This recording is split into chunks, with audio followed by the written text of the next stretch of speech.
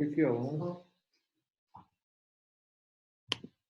E aí, galera, beleza? E aí, família, tudo certo? Como é que vocês estão? Tranquilos? Só de buenas? Rapidinho, viu, galera? Só abrir aqui a prova pra gente.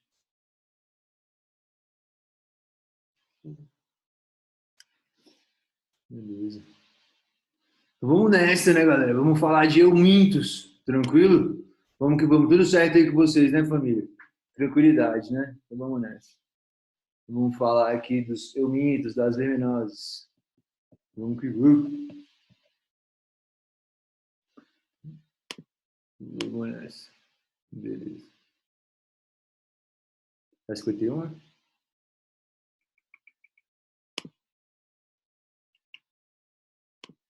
Rapidinho, viu, galera? Só um minutinho. Beleza. Então vamos lá, vamos dar uma conversada primeiro aqui sobre as doenças, vamos conversar um pouco sobre as doenças ligadas a plateumintos. Galera, doenças sinistras, vermes maléficos. Vamos nessa. Só aumentar aqui pra gente. Então, partiu. Só liberar aqui pro brother. Brother Sergião. Vamos nessa. Galera, que é ao vivo, né? Vocês estão ligados, hein? Daquele jeito, daquele modelo. Vamos embora nessa. Tô pagando caro nesse slide check. Então, bora nessa, família. Vamos falar de plateumintos, né? Vamos falar das doenças relacionadas a ele, tranquilo? São, galera, plateumintos. Plateumintos. Primeiro grupo de vermes que a gente vai dar uma estudada, beleza? Vamos nessa.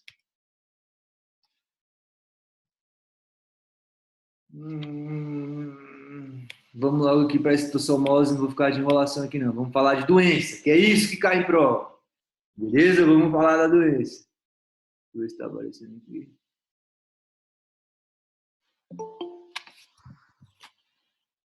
Só liberar aqui para a galera.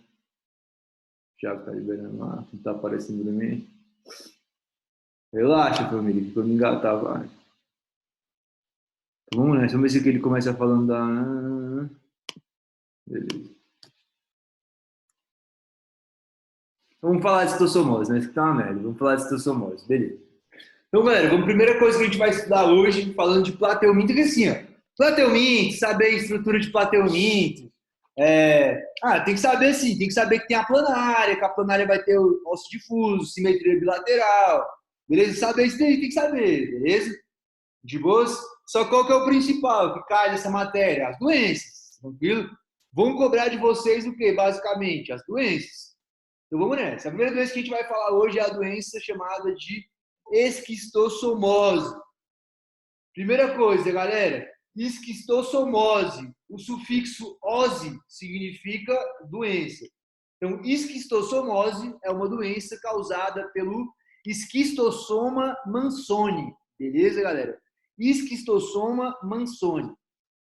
Primeira coisa, falando de esquistossomose, esquistossoma mansoni. Como é que o pessoal pergunta para a gente se me prova? Ele vai perguntar para a gente qual que é o agente etiológico da esquistossomose.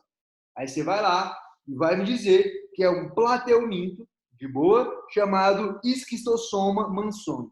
Então vamos lá. Mais uma vez, esquistossomose, doença causada por plateumintos. Beleza? Doença causada por plateumintos. Agente etiológico, esquistossoma mansoni.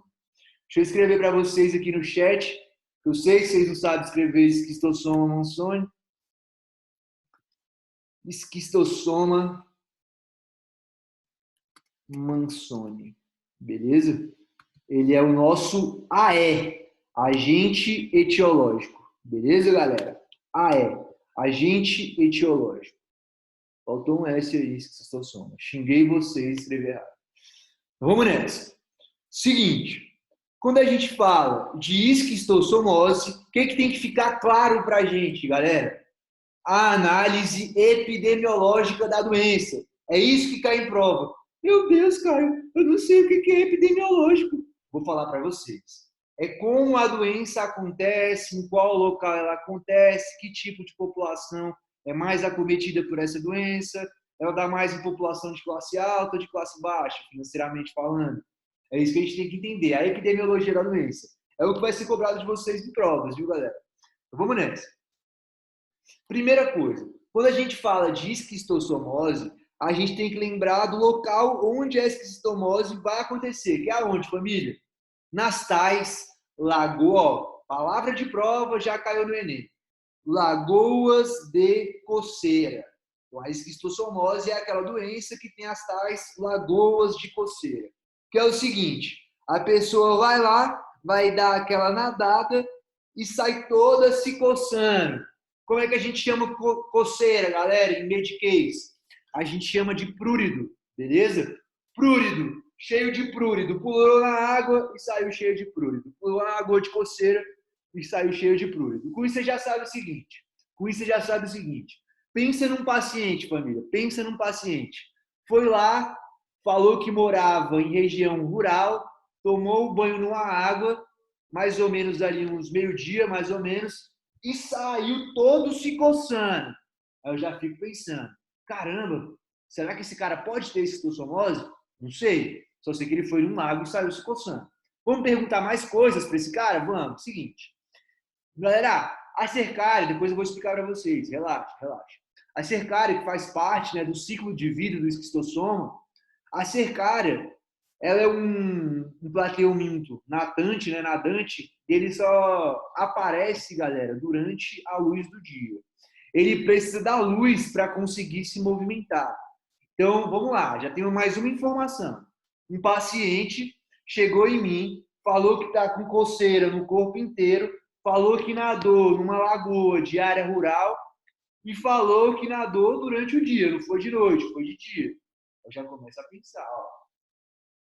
De dia, eu sei que a cercária só nada de dia, ela precisa da luz para conseguir se movimentar, beleza. Mais uma coisa, eu sei que o cara foi numa lagoa de área rural, mais um indicativo de que possa ser esquistossomose.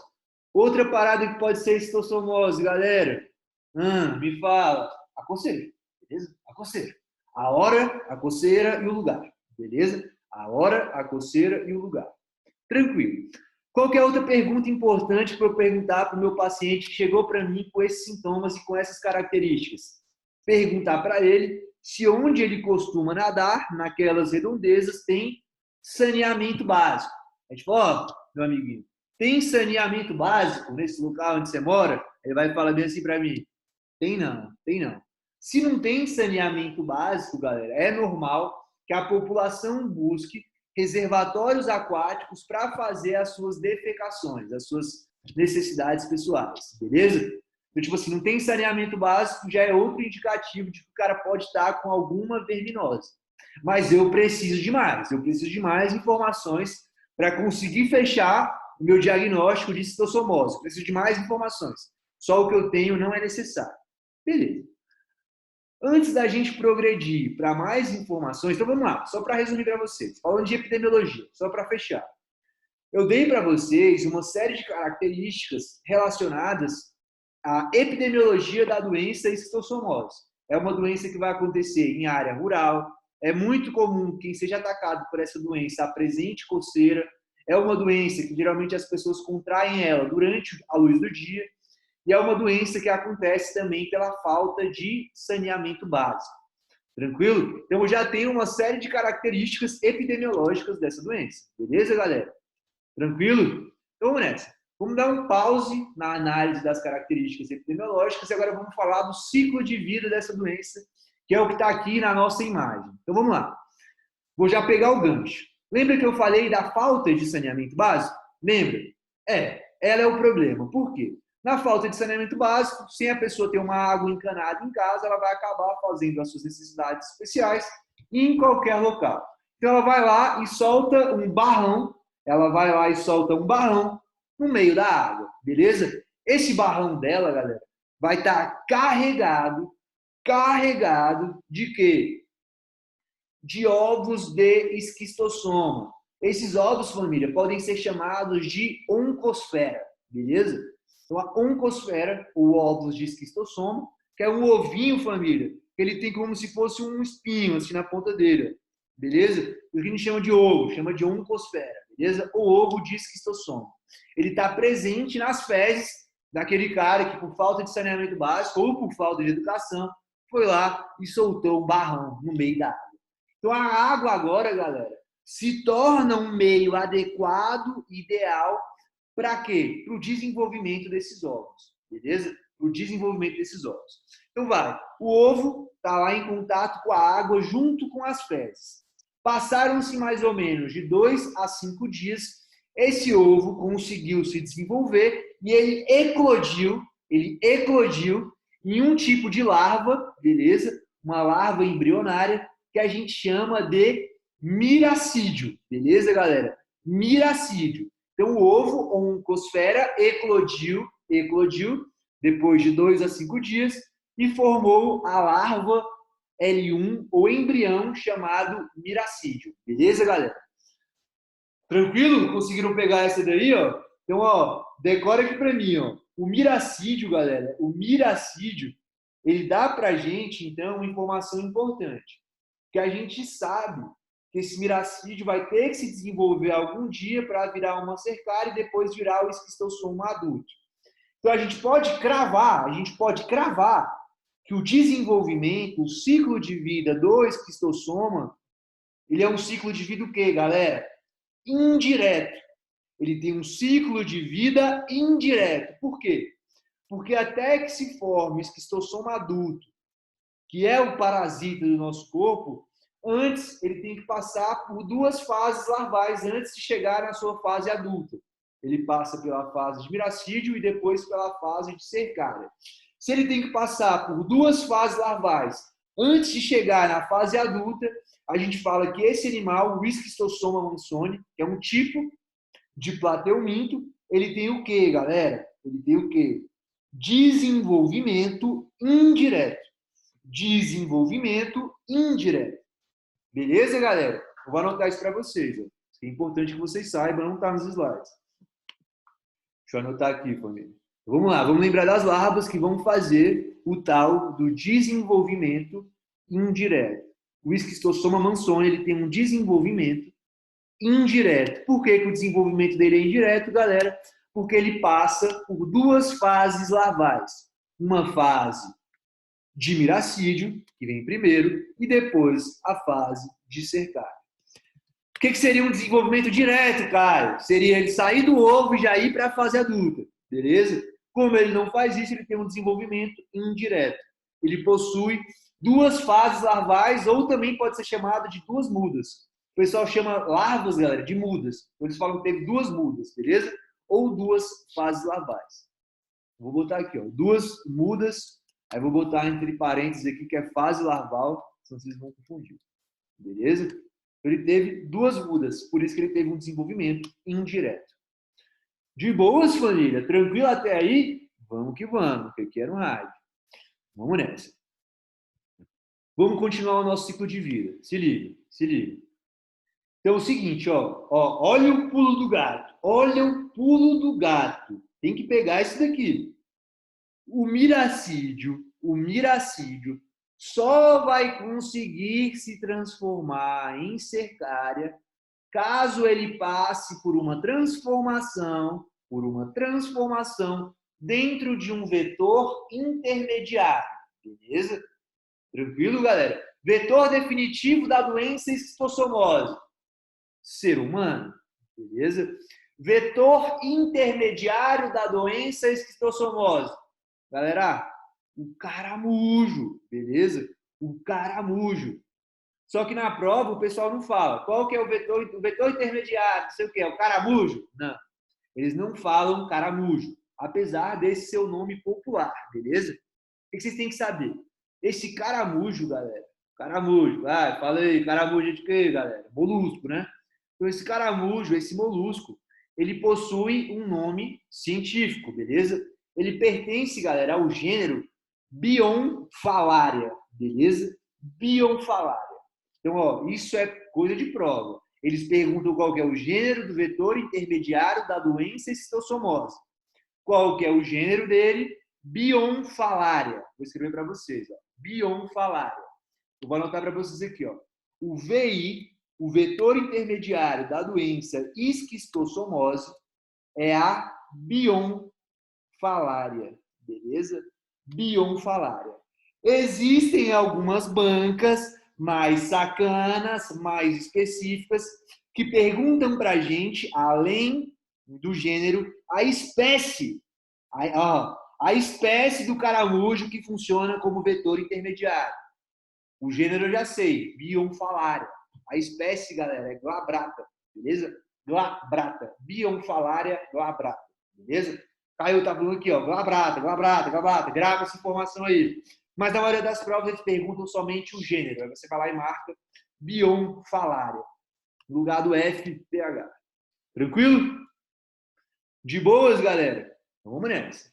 Esse vetor intermediário, esse caramujo, o que ele vai fazer? Dentro desse caramujo, mais especificamente dentro do intestino dele, a gente vai ter a transformação do miracídio em uma larva de tamanho maior, que é a cercária. Esse processo ele vai acontecer depois de 15 dias, viu, família? Aqui, ó, 15 dias. É o tempo de transformação dentro do intestino do caramujo Bionfalaria do miracídio em cercária, beleza? Porque o miracídio, galera, ele não causa mal algum ao ser humano, beleza? Ele é tranquilo para o ser humano. Só que depois, quando ele se transforma em cercária, meus amigos, a casa cai. Por que a casa cai? Primeiro, eu vou explicar para vocês. Primeiro, a cercária, galera, ela tem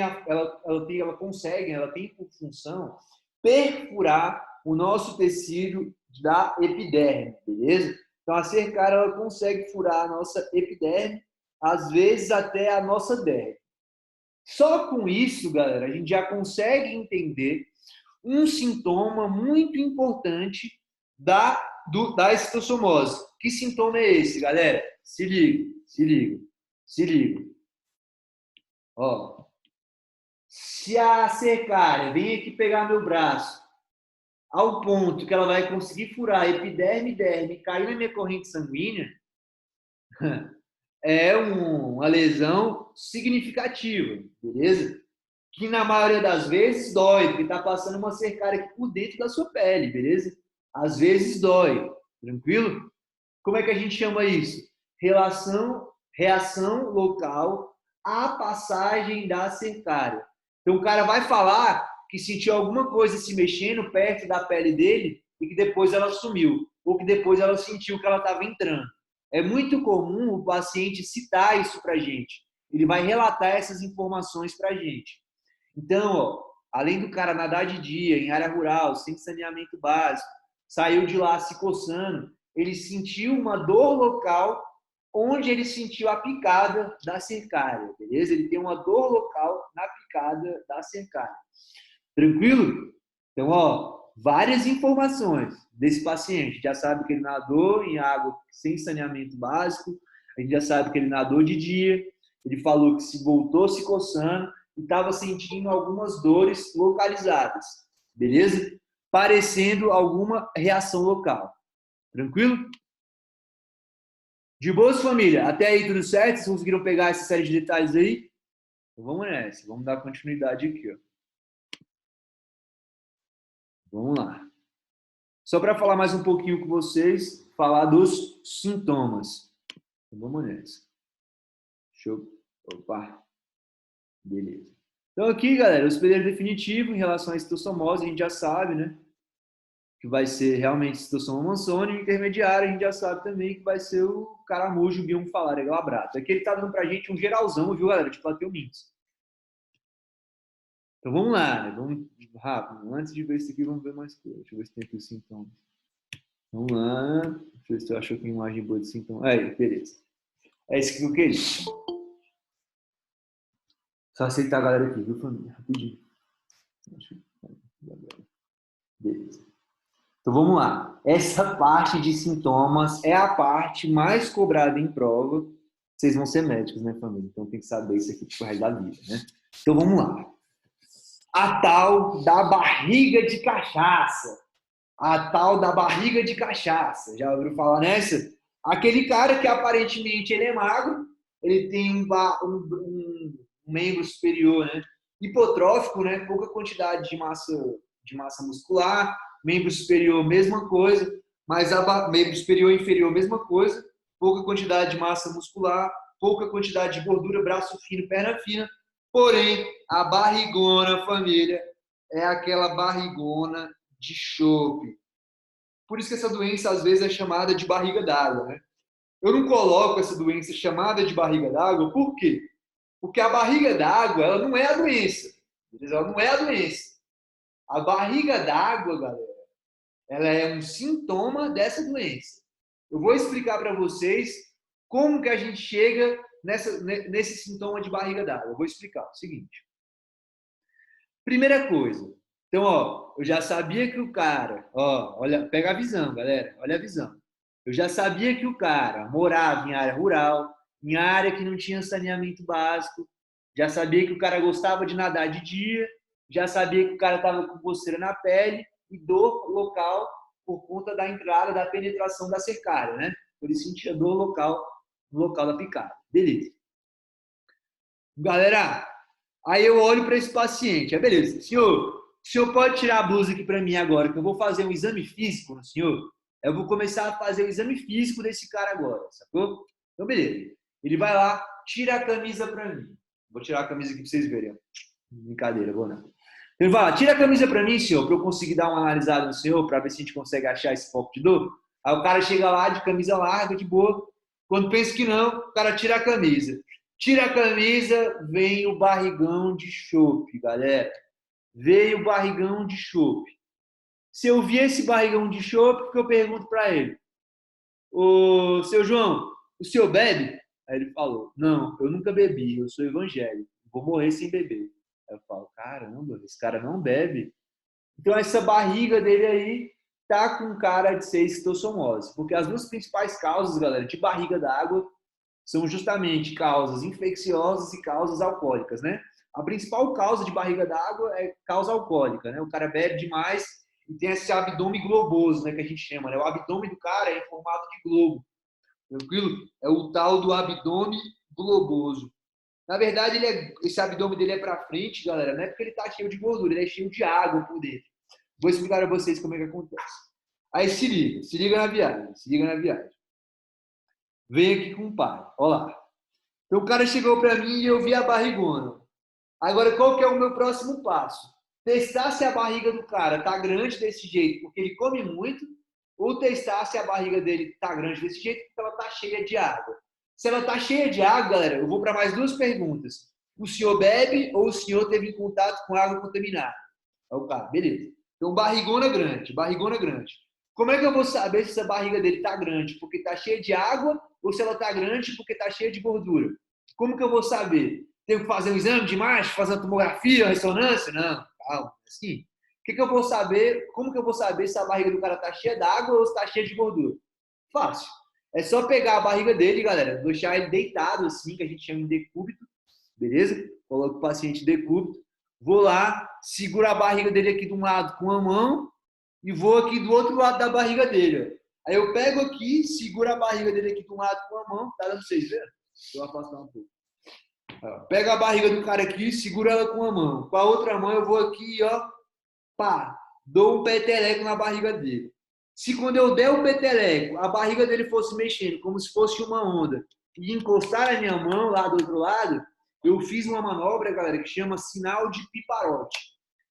Se a barriga se mexer em forma de onda, a gente fala que o cara teve um piparote positivo, beleza? Se ele tem um piparote positivo, quer dizer que a barriga dele está cheia d'água. Eu já começo a investigar mais. Está com mais cara desse cara ter esquistossomose. Mas, Caio, esquistossomose eu não estou entendendo, não. Você me falou que o cara foi picado no braço. Foi. Mas agora você está me falando que ele está com a barriga aumentada? Que história é essa? Eu vou explicar para vocês, galera. É o seguinte. Agora vocês vão ter que vir comigo. Essa parte dificilmente vocês vão encontrar em livro de ensino médio. Se liga. Qual que é a viagem? Ó. Picou, a cercária entrou. A cercária entrou, ela vai para a corrente sanguínea. Da corrente sanguínea, ela vai caminhando, caminhando, caminhando, até que ela acha uma tal de veia mesentérica. No que ela acha essa veia mesentérica, ela consegue enxergar até o teu intestino. No intestino, ela se desenvolve. Depois, ela começa a se espalhar novamente pelo seu corpo. Do intestino, ela se espalha novamente por uma veia mesentérica, que lá na frente vai se ligar com uma veia que a gente chama de veia porta hepática. Veia porta hepática é uma veia que ela é a porta de entrada para o fígado, hepato. Estou com o fígado inflamado, estou com hepatite. O que eu faço? Você vai no hepatologista, porque hepato é o quê? Fígado, galera. E a veia porta hepática é a veia que entra no fígado. Tranquilo? Então a cercária foi lá, se desenvolveu no intestino, caiu na veia mesentérica e intestino. Se desenvolve no intestino, sai de novo pela mesentérica. Da mesentérica ela vai encontrar a veia porta hepática. Porta por ser a entrada, hepática por ser fígado, veia porta hepática, a veia que entra no fígado. Essa veia que entra no fígado vai levar agora o esquistossoma adulto até o fígado. E lá no fígado, galera, o esquistossoma adulto vai fazer o quê? Miséria com o teu fígado. Vai esbagaçar o teu fígado. De fora a fora, de fora a fora. Teu fígado vai ficar tão destruído, que ele vai ficar inflamado. A inflamação do seu fígado, inflamou. Quando inflama, o que acontece, galera, com as coisas que estão inflamadas? Elas aumentam de volume, né? Tem uma expansão volumétrica. Por quê? Reação inflamatória. Se tá, por exemplo, tomou uma porrada no teu braço quebrou, teu braço vai fazer o quê? Inchar. Tomou um murro no olho, teu olho vai fazer o quê? Inflamar. Quando inflama, ele incha. Teu fígado, mesma coisa. O esquistossoma desceu o cacete no teu fígado, esbagaçou ele todinho. Destruiu o tecido, fez miséria lá no teu fígado. E aí, o que vai acontecer com o teu fígado em resposta a isso? Teu fígado está inflamado. Qual que vai ser a resposta do teu fígado? Vai fazer o quê? Aumentar. Na hora que o seu fígado aumenta de tamanho, galera, a gente vai ter o que a gente chama de hepatomegalia. O fígado, galera, fica do lado direito, beleza? Mais aqui embaixo, tranquilo? Do lado direito. Aí você vai pegar do lado direito aqui do paciente, vai estar o quê? Aumentado. Ele vai ter uma hepatomegalia. Fora a barrigona de água que ele tem, barriga acítica, ele ainda vai ter o quê? O fígado aumentado. Você vai pegar na barriga do cara, você vai ver que o fígado dele está mais alto. Entendeu? Ele está alto. Então, ó, mais um sinal de que esse cara possa estar com barriga d'água. Então, vamos lá. Os caras vão lá, fazem miséria no teu fígado, destrói tecido, bagaça com tudo. Teu fígado, galera, tem uma importante função que é fazer o quê? A drenagem sanguínea. Toda hora passa sangue pelo fígado e sai sangue do fígado. Se teu fígado está todo friável, que a gente fala, todo destruído, todo cheio de perda tecidual, né, por conta da ação da esquistossoma mansoni, teu fígado não vai conseguir mais fazer essa drenagem sanguínea, entendeu? O sangue vai vir, vai ficar parado e vai vazar um líquido para a tua cavidade abdominal. Lembra que o fígado fica na barriga? A entrada do fígado está obstruída, então não entra sangue. Se não entra sangue, não sai sangue do outro lado, sai só líquido. Esse líquido que sai, ele vaza para a cavidade abdominal, porque vai gerar tanta pressão no fígado. Pensa numa mangueira, galera. O esquistossoma mansoni, ele fecha essa mangueira. Uma hora, a pressão antes da mangueira vai ser tão grande, que o conteúdo que está lá dentro vai fazer o quê? Vazar. Vai estourar e vai vazar. Na hora que vaza, ele vaza para onde, galera? Para o abdômen, para a barriga. Aí a barriga do cara que está com esquistossomose, ela vai ficar cheia d'água. Cheia d'água, porque o sangue foi drenado e ficou aqui só o líquido, entendeu? Por isso que a gente tem a tal da barriga d'água no esquistossoma mansoni. Beleza, galera? Então essa barriga d'água vem de graça? Claro que não. Vem o quê? Vem de lesão no fígado. Lesionou o fígado, começou a vazar líquido para a cavidade abdominal, virou, a barriga estufou, teve a tal da barriga d'água. Beleza? Da barriga d'água. O que acontece? Às vezes, galera, essa destruição no fígado, ela faz uma pressão, né, sobre as veias, galera, esofágicas, aqui do esôfago. Beleza? As veias esofágicas. Aí o que vai acontecer? Vai ter o aumento dos vasos ligados ao esôfago. Aumento do vaso, galera, se o vaso está pequeno, do nada ele aumenta, isso aqui é uma doença, beleza? Porque você diminui a pressão no vaso. O vaso é uma mangueirinha fechada. Se aumentou o tamanho dele, você diminuiu a pressão. Beleza? Você teve uma diminuição da pressão lá dentro. Então, no caso da esquistossomose, é muito comum ser transmitida uma pressão para as veias do esôfago, que a gente chama de veias esofágicas. Se a veia do esôfago começa a receber muito líquido, essas veias do esôfago vão se dilatar. Aí a gente vai ter as tais varizes esofágicas. varizes esofágicas. Então é muito comum esse cara que tem esquistossomose, além da barrigona acítica, a barriga cheia de água, ele vai ter também a presença de varizes esofágicas. Então nessa barriga cheia d'água desse cara, ainda vai ter uma série de veias na barriga dele, sacou? Que são as varizes, que vão começar a aparecer na barriga desse paciente, beleza? Vão começar a aparecer na barriga, beleza? Essas que vão começar a aparecer na barriga, galera, a gente chama de sinal de Medusa, por conta da Medusa, da mitologia grega, né? Lembra da Medusa, da mitologia grega? Se olhasse para ela, você virava estátua? Mesma coisa. Vai ter um cabelo o cabelo da Medusa, galera, é um cabelo de cobra, entendeu? Então, tipo assim, o pessoal fala que as varizes esofágicas, elas vão conferir para o abdômen acítico uma aparência de sinal da Medusa. Sinal da Medusa, que é a presença de varizes esofágicas. Deixa eu colocar aqui para vocês verem, massa. Deixa eu botar aqui. Medusa acítico. Acite. Olha lá. Pega aqui a imagem. Olha lá. Aqui, ó. Tá vendo? Essas são as varizes esofágicas. Olha lá, tá vendo? Bem sinistro, bem feio, bem marcante, ó. Isso aqui pode ser causado tanto pelo alcoolismo quanto pela esquistossomose, beleza? As varizes esofágicas, ó, o aumento do calibre da veia. Tá vendo? A veia agora tá mais calibrosa. Tá maiorzona. Ela era desse tamanhozinho aqui, ela desse tamanhozinho aumentou para esse tamanho. Beleza? Aí fica bem aparente, dá pra gente ver aqui demais. Além da barrigona cheia de água, né? Então chegou para você, um cara magrinho, cheio de veia na barriga, barrigona para frente, barriga cheia d'água, o abdômen globoso, já começa a desconfiar. Ou esse cara bebe, ou esse cara teve uma reação muito forte à medicação, ou esse cara provavelmente está com esquistossomose mansone. Beleza, galera? Tranquilo? De boas? Pegar a visão aí dos sintomas? Massa demais, galera. A intenção é essa, não é decorar, é entender. A gente quer que vocês entendam as coisas. Beleza? De boas? Então, família, só ver o que mais dá para falar aqui. Não é isso. Tiago agora vai assumir com vocês, beleza? O professor Tiago agora tá na área. Tiagão on the area. Beleza, família? Tamo junto.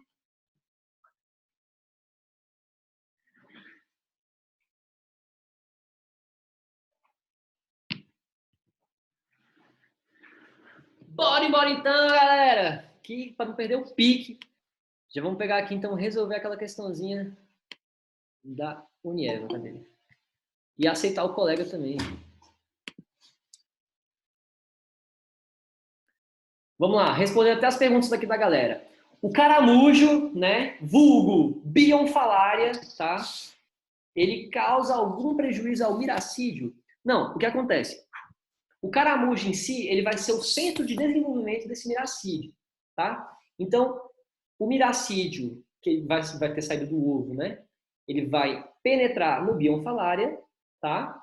E aí, ao penetrar no bionfalária, ele vai se desenvolver na formar uma cercária, beleza? O caramujo, ele não chega a causar prejuízo ao esquistossoma, que é o miracídio, não. Ascite é o nome desse sintoma? Ascite é o nome do que a gente dá a edema de abdômen, tá? E o exame que o cara estava falando para vocês, né, que eu estava ali escutando na outra sala, é o piparote, nosso nome piparote. É como se fosse assim, pessoal, você sente, ó, deixa eu mostrar para vocês. Ó.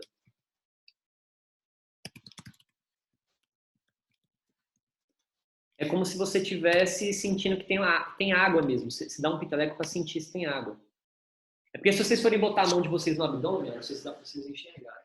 Vou colocar para vocês verem aqui. Se colocarem a mão de vocês no abdômen, tá? E dar um pitaleco, vocês não conseguem sentir, tipo, chegando água do outro lado, tá?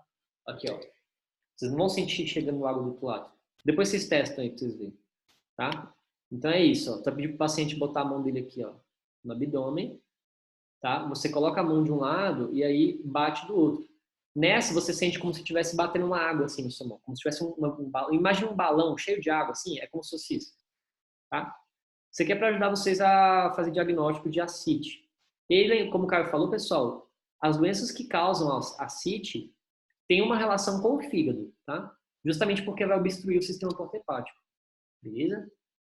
Pegando logo esse link, tá?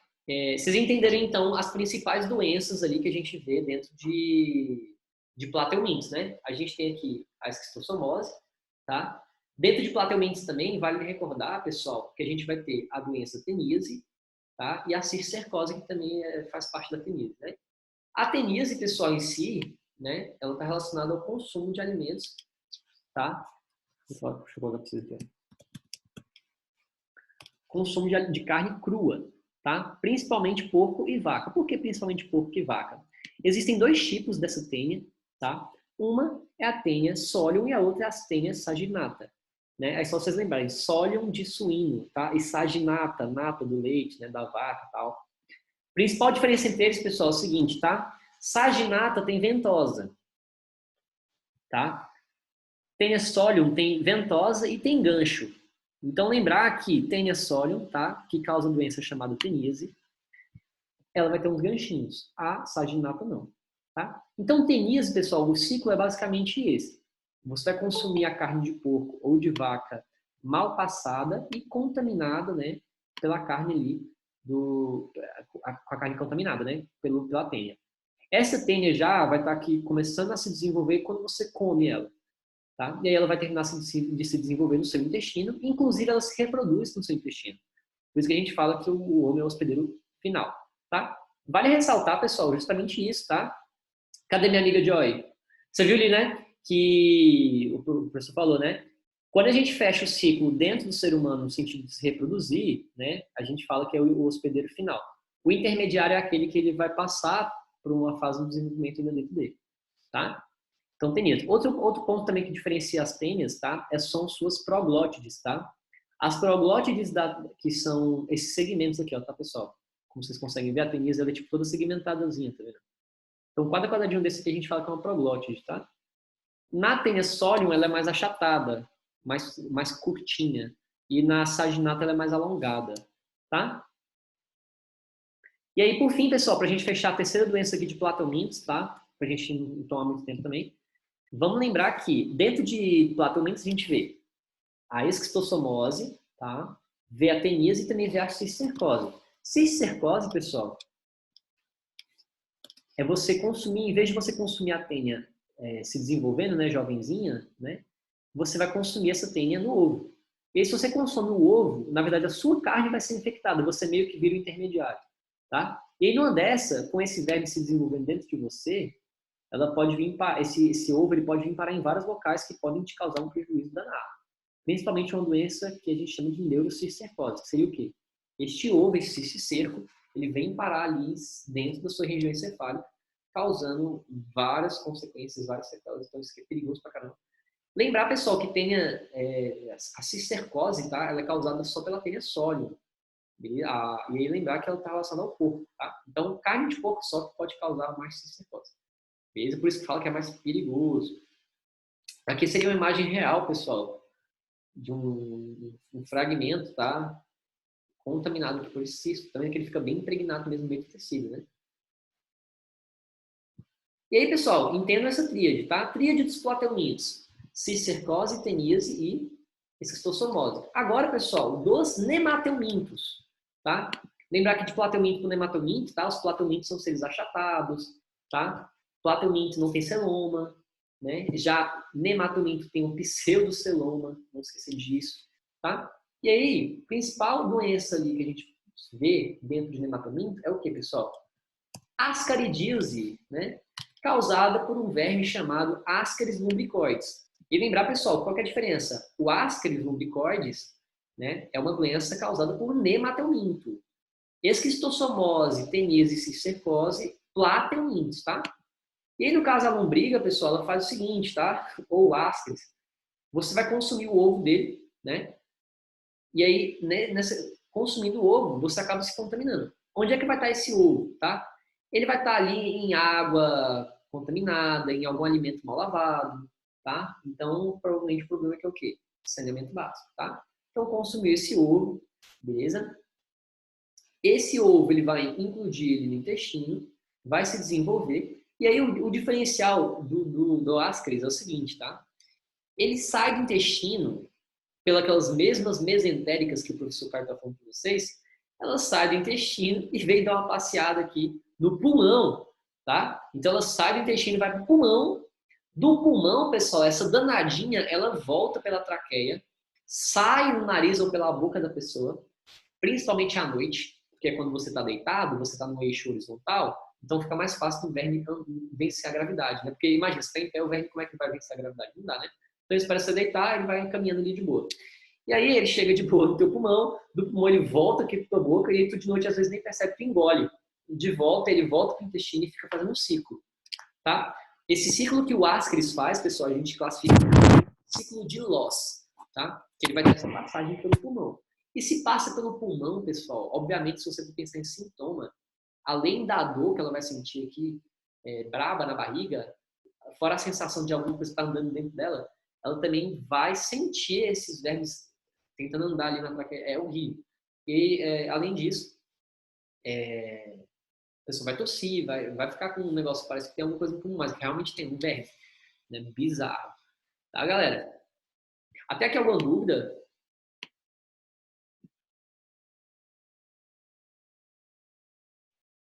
De boas, né? Bom, vamos lá então. A provinha tá aqui, ó. Olha o Vitão aí. Cadê a prova? Aqui.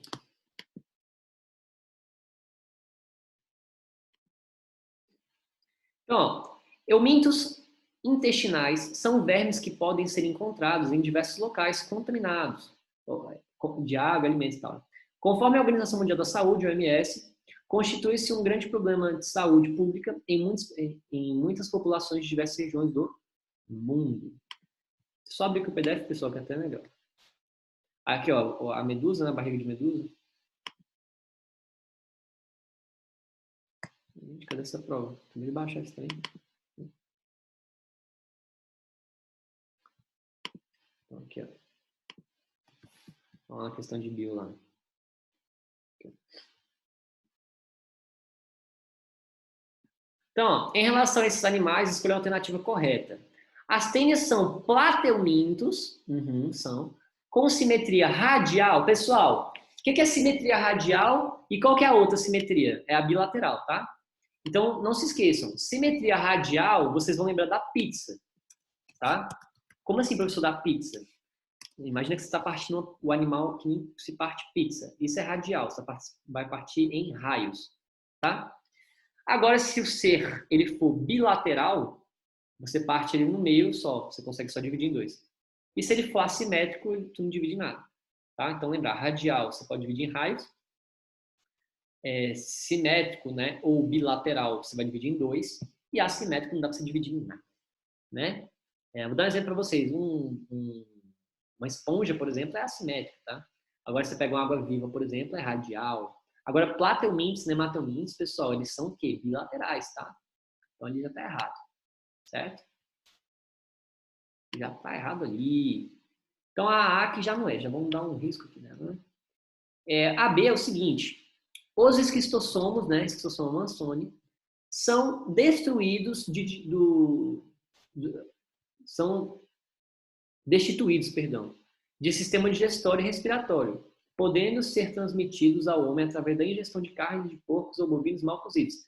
Pessoal, esquistossomose a gente contrai nas lagoas de coceira, pelo intermediário Bionfalaria, que é o caramujo, ou a gente contrai consumindo carne.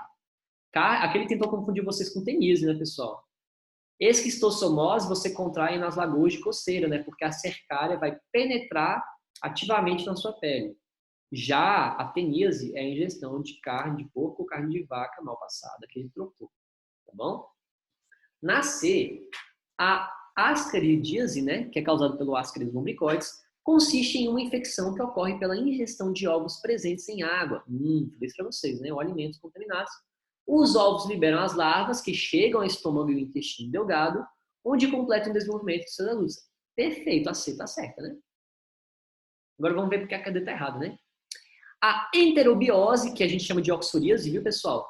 Caracteriza-se por provocar desarranjos intestinais e coceiras no ânus, que está associada à picada do mosquito do gênero Culex, que transmite as larvas do verme. Ao se coçar, a pessoa infectada se contamina novamente com os ovos.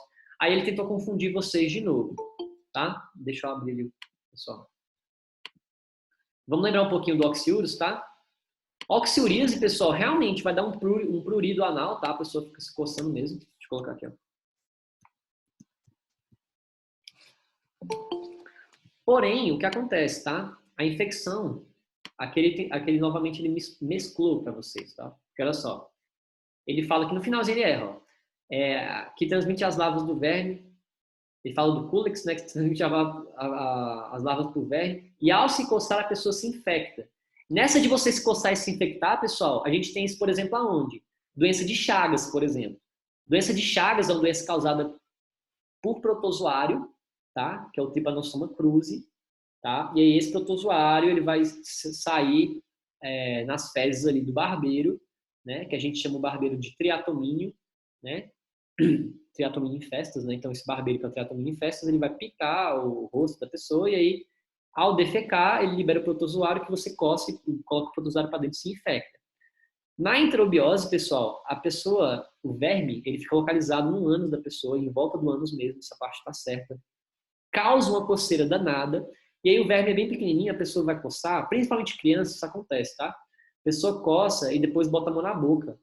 E aí, numa dessa, você tem uma recontaminação da oxoríase, tá? É bem comum, é uma doença que ela tem uma contaminação fecal-oral. Então, existe uma alta recontaminação dela. E ela é bem simples, pessoal. Ela é tão simples que não tem intermediário, tá? O ciclo é basicamente esse: você ingere o ovo ali, ou de por meio de alguma pessoa, algum alimento, ou você mesmo se engole aquele ovo, né? Se infecta com ele, por falta de higiene mesmo. E aí ele se desenvolve, se reproduz no seu intestino, libera mais ovos. E aí, como eu falei para vocês, ó, ele fica mais nessa região aqui, ó.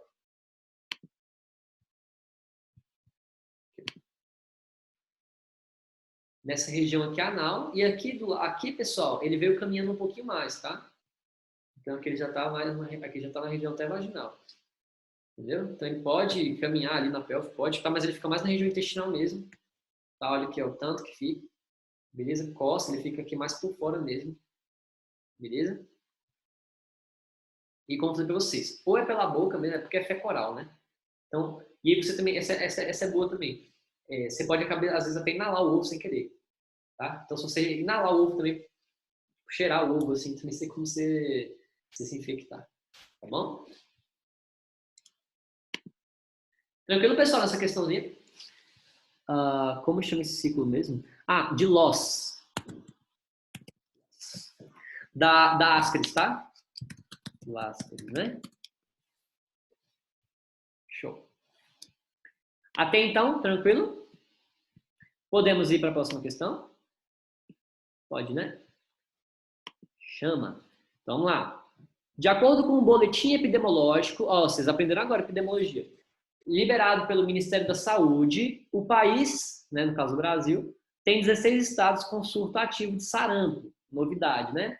A maioria dos casos confirmados está em São Paulo e as crianças são as mais susceptíveis, né, a complicações e óbitos. Além do sarampo, outras viroses ainda preocupam a população nacional. Então, a doencinha ali sobre sarampo. Lembrar que sarampo tem vacina, tá, pessoal? E embora tenha vacina, é até interessante você saber essa informação, né? Vocês futuros médicos, tá? Sarampo ficou erradicado aqui no Brasil durante anos, tá? Ou seja, ficou anos sem ter casos aqui de sarampo. Porém, voltamos aí com os casos porque as pessoas simplesmente pararam de tomar vacina, tá? E é simplesmente isso. Beleza? Então tomem vacina, galera. Na 52 é o seguinte, sobre o vírus, né? Então vamos falar um pouquinho sobre a sarampo. Como já até deu spoiler aqui, né? Eu até falei para vocês que tem a vacina, então é uma doença viral, tá? Lembrar que no mesmo uma sacola ali do sarampo a gente também coloca o quê, né? A varicela, né? Que é a catapora. A gente também coloca a cachumba, tá? E aí a gente toma essas vacinas todas juntas. Deixa eu tomar. Exatamente. Então, sobre sarampo, tá? E aí, por que o sarampo até confunde tanto com essas outras doenças que também são virais, tá? O sarampo, ele tá dentro de um grupo, pessoal, que vai ter manifestações que a gente classifica elas como exantemáticas, tá? Ou seja, são doenças que causam manifestações na pele, que são exantemas aí, tá? Então, esses exantemas são essas bolinhas, né? Então, já perceberam, né, que varicela, cachumba, sarampo, dá essas pintinhas, né? E aí vamos aprender o que são essas pintinhas, né? Que a gente pode chamar de pintinha, ok? Então, assim, o sarampo é uma doença causada por vírus, tá? Ela tem um contágio enorme, principalmente nessa época de escola, tá? Crianças, se tiver uma sarampo, não manda para a escola, tá? Geralmente o surto de sarampo ele vem vindo de 4 em 4 anos aqui, né? No Brasil, inclusive. Ele é causado, né? O tipo de vírus, né? Ele é um paramyxovírus, tá? E lembrar que o único reservatório desse paramyxovírus é o ser humano, infelizmente também. Eita, do nada que abriu o flash. Voltando ali. Cadê os slides? E aí, pessoal, é uma doença viral, e aí lembra, quando o seu corpo está mediante uma contaminação, é bem comum ele ter manifestações de febre, justamente para tentar desnaturar as proteínas desse vírus. Né? Além disso, pessoal, outras manifestações que o sarampo tem é o seguinte, tá? Vai inflamar muito os olhos, assim, chega a dar até uma espécie de conjuntivite, a pessoa fica muito sensível à luz, então ela reclama muito, que a luz está forte. Ela pode apresentar até uma constipação, né, tipo um entupido, né, no caso, e aí ou um escorrimento nasal também, né, então tipo, aquele sintoma de gripe, tipo, nariz entupido, tá saindo coriza, tá tossindo, tá com febre, tipo sintomas gripais, tá, porque é doença viral, tá, e aí como eu falei pra vocês, tem essas manifestações que são temáticas, tá, a gente vai ter, por exemplo, as manchas de Koplik, né, essas manchas de Koplik, elas são pequenos pontos que a gente vai ter ali, e aí são pontos que são brancos na bochecha, tá, vou ver se eu acho uma foto pra vocês, tá? Pontinho mais esbranquiçado que na bochecha. Tipo como se tivesse uns pontinhos apagando assim. Fica no meio do vermelho, né? Engraçado. Principalmente na bochecha, tá? E aí, pessoal, o mais clássico, né? Essas manifestações vermelhas. Então, são manchas vermelhas, um pouco mais escuras, tá? Então, é essa erupção no corpo inteiro. Pensando no bebezinho, tá, pessoal? Essas manifestações, elas vão ser bem parecidas. Então, vai ter febre, vai ter essa conjuntivite, tá? Vai ter essas manchinhas na boca, na bochechinha dele, né, tadinho, tá? E aí, lembrar, pessoal, o seguinte, tá? O bebê, ele pode, às vezes, ficar mais enjoado, querer vomitar, né? Ou, às vezes, até vomitar mesmo, beleza? Lembrar que o bichinho é um pouquinho mais fraco. E como eu falei para vocês, pessoal, é uma doença altamente contagiosa e é doença de contágio viral. Então, como é que se contamina, né? É só lembrar do corona, tá? Gotícula de saliva que vem aqui no ar, tô falando aqui, espirrando em todo mundo, tosse, espirro, fala, vai gotícula para todo lado e contamina, tá? E aí você pensa em criança, né? Criança bota tudo na boca, não sei o quê, então a transmissão na criança é mais fácil, tá? Nesse caso, até do sarampo, tá? É bem raro transmitir em objetos, tá? É mais pessoa por pessoa, tá? E aí lembrar, ela tem uma alta taxa de contaminação, tá? E aí lembrar também, pessoal, outra coisa também. O paciente, por que é uma doença muito transmissível? Desde peguei, passou 4 dias, né? 4 dias, a pessoa já está começando a se manifestar os sintomas. Então, tipo assim, desde quando começou até antes de aparecer, na verdade, tá? Os sintomas, até desaparecer essas pintinhas totalmente, a pessoa ainda está transmitindo. Que loucura, né? Então, tipo assim, diferente, por exemplo, do que a gente viu pelo Covid, né? Tinha aquela questão ali de ficar. Quanto que o pessoal estava falando mesmo no início? Fica uma semana, né? Não sei o quê, 2 semanas, uma semana. Aqui é durante a doença inteira. Imagina. E, pessoal, aquele negócio, né? Para criança, né? A melhor coisa do mundo, né? Não vai ter que ir para a escola, né? Pro professor também é ótimo. E olha só, a gente pode ter algumas complicações, tá? Devido a essas inflamações que vão ter que causar. Então, pode causar uma otite, inflamações no ouvido, pode causar uma pneumonia, tá? Pode causar uma miocardite, uma encefalite, que tem uma doença viral, tá? Não esquecer. Pensando em sarampo e gravidez, tá? Pode causar, inclusive, até um aborto espontâneo, tá? Um parto prematuro, um aborto espontâneo, e aí, consequentemente, pode causar até a morte, né? Vocês viram aí, né, recentemente, né, teve a questão do filho do Whindersson Nunes, né, que infelizmente ele perdeu o filho, né, e tal, com 5 meses e pouquinho, não foi? Que a gente pensa tudo semana, a gente é 22 semanas e tal. E aí, assim, lembrar, vocês futuros médicos pensar em semana de gestações, tá? Não pensa em negócio de mês, não. E aí, assim, vocês viram, né, bichinho nasceu antes, tá, prematuro, não conseguiu se desenvolver e morreu, infelizmente. Tá? Então, pode causar, sarampo ele pode causar um parto prematuro, pode nascer ali e não conseguir sobreviver, tá? Então, tomar cuidado, viu, pessoal? Deixar e ter contato. E aí, beleza. A grávida teve contato, contaminou o nenenzinho. O que, que pode acontecer, pessoal? O neném pode nascer cego, tá? Pode adquirir cegueira devido ao sarampo. Acontece bastante, tá? Vai ter uma síndrome também de má absorção, ou seja, ele pode ficar bem magrinho, tá? Porque vai absorver mal os alimentos. E ele também pode desenvolver até uma surdez, tá? Como consequência da otite que eu falei para você, né? Uma surdez pode causar surdez, tá? A letalidade até que é alta, né? Obviamente é maior a letalidade aqui em nenenzinhos mesmo, menor de 1 ano, tá? Como eu falei para vocês, tem essa questão também de ter uma complicação de ter uma má absorção. Então, se você tiver um paciente desnutrido, por exemplo, não é bom. Um paciente que tem deficiência de vitaminas, tá? Principalmente vitamina A, tá? Pode acontecer. E aí também, se você pega um paciente que está imunodeprimido, né? Tipo um HIV positivo, por exemplo, que é o sistema imunológico principal, né? Ou leucêmico, por exemplo, é perigoso porque eles estão sem sistema imune, né? Então, se eles têm uma contaminação por esse vírus, o vírus ele tem um espaço maior ali para conseguir agir e tal, tá? Lembrar que sarampo mata, hein, pessoal? Caso de morte infantil aí, beleza? Se esse pessoal aí pensa em fazer pediatria, depois vocês me contam aí se tem alguém. Pô, isso aqui é da hora, isso aqui isso vai ajudar bastante, né? Então, assim, galera, prevenção é vacina, não tem outra. E aí se proteger, né? No caso, se pegou, se isola, tá? Protege os outros também, que assim a gente vai pra frente, né? E como foi para vocês, tá, pessoal? A vacina é dada até junto, tá? Que é a tríplice viral. A gente pode até colocar uma tetra também. Tem a tríplice e tem a tetra, ok? Vamos para as perguntas. Cadê vocês? Né? Tem aqui tranquilo, pessoal? Vamos lá, então. Então, sobre o vírus, compreende-se que... Ah, esqueci de falar isso. Sobre o material genético tá deles, pessoal, eles podem ter eles têm um material genético RNA, tá? E aí, olha só. Os que possuem RNA como material genético apresentam enzima transcriptase reversa, capaz de produzir o DNA viral, que será integrado ao DNA do hospedeiro. Na B, ele fala o seguinte: ó, são capazes de parasitar diferentes tipos de célula, uma vez que suas espécies existem proteínas que se encaixam em diferentes tipos de receptores localizados na membrana celular do hospedeiro. Não, pessoal, não tem isso, tá? De ter tipo um receptor universal e tal, não. É sempre bem localizado, né?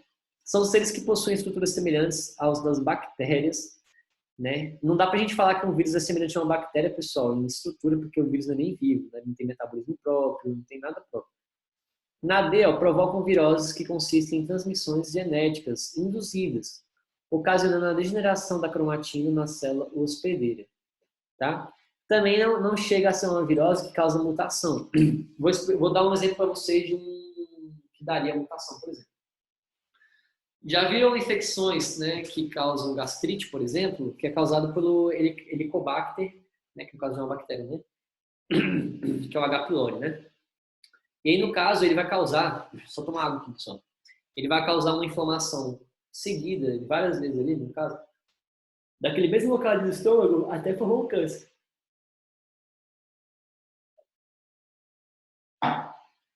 Então pode acontecer, tá? Mas ele não é o caso do sarampo.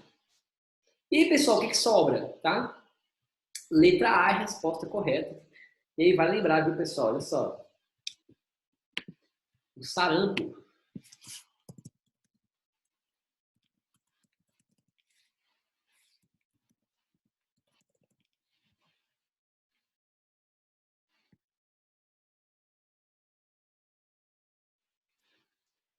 Não sei se consigo mostrar aqui.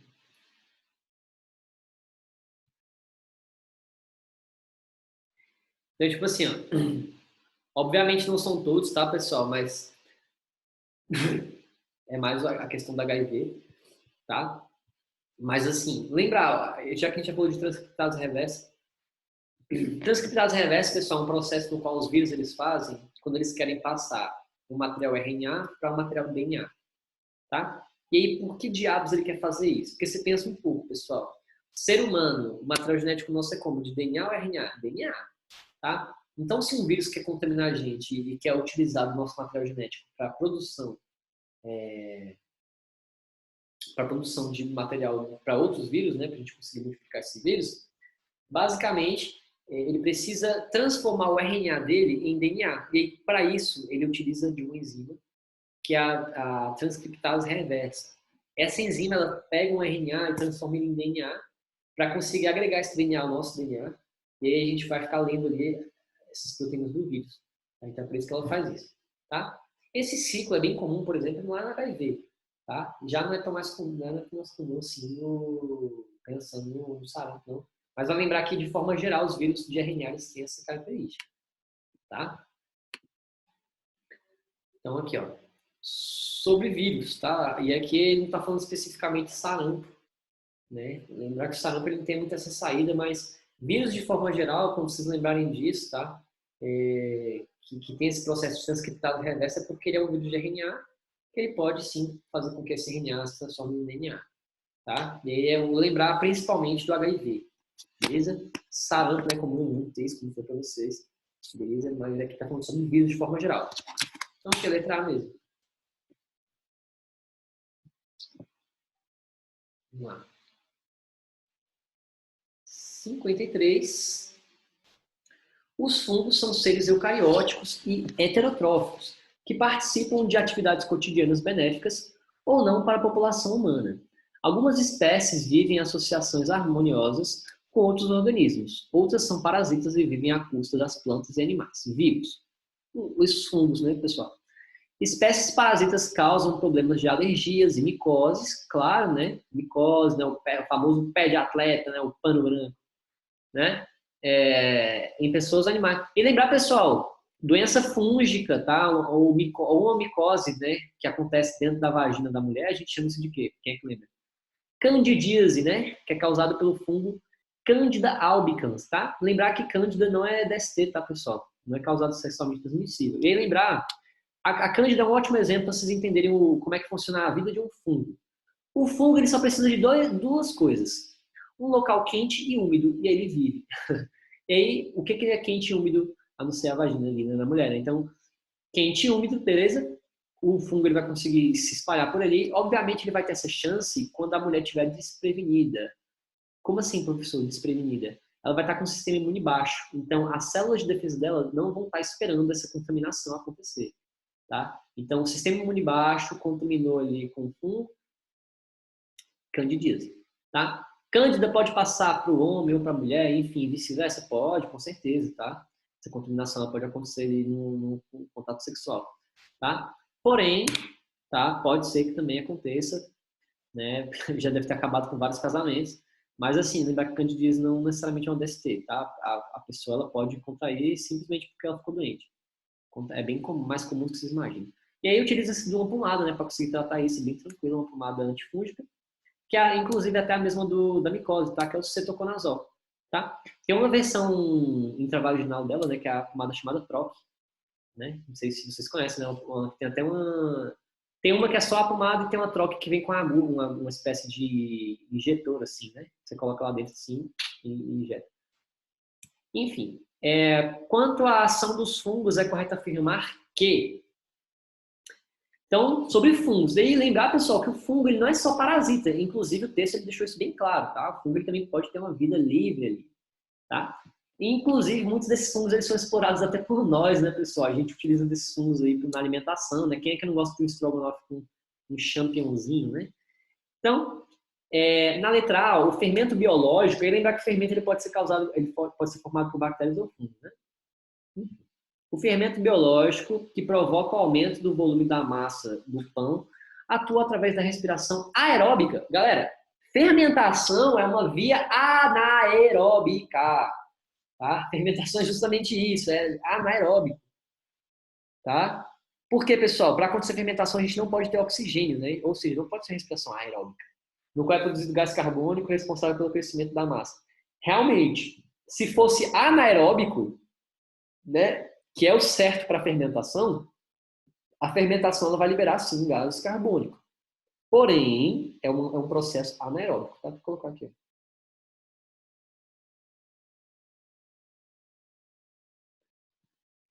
Na B, os fungos, né, as comicetos, como o penicillinum, né, no caso falando em penicilino, lembrar que a penicilina, né, que é um remédio que a gente utiliza como antibiótico, tá, justamente para tratar infecções bacterianas, ele foi descoberto por Alexander Fleming, né, acidentalmente após contaminar uma das suas amostras com uma espécie de fungo, que é o penicilino. A gente percebeu que esse penicilino ele tinha uma atividade estática perante algumas bactérias, então ele inibia o crescimento daquelas bactérias. Muito interessante.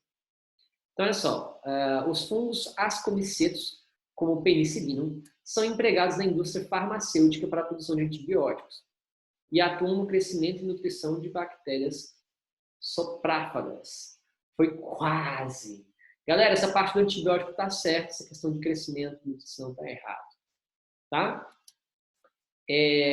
Na C, o fermento biológico utilizado na fabricação de massa do pão atua através da respiração anaeróbica, agora sim, ou fermentação, na qual os micro-organismos do fermento utilizam nitratos como aceptores finais de hidrogênio, liberando gás nitrogênio. Loucura, né, pessoal? Qual é o gás que ele libera que é o carbônico, né? Tá louco? O2. Então só nos sobrou uma resposta, né? Uma afirmativa.